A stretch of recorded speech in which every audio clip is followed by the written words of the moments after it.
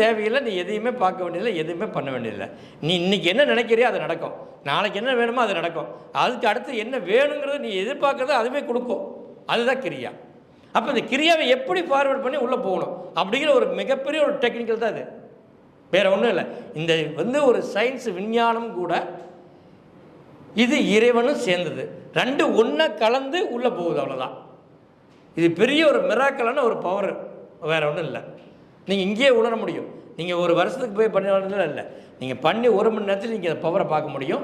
இந்த பவரை நீங்கள் பார்த்துட்டீங்க அப்படின்னாவே வாழ்க்கையில் நீங்கள் ஒவ்வொரு நாளும் செய்ய செய்ய செய்ய உங்கள் வாழ்க்கை மகிழ்ச்சியாக மாறிட்டே போகும், வசந்த காலமாக மாறிடும்.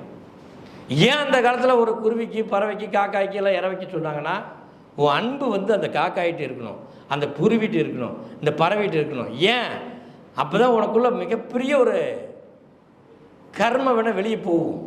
நீ அந்த கொடுக்கும் தன்மையில் கொடுக்கும்போது அந்த வினைப்பயன்லாம் வெளியே போகும்.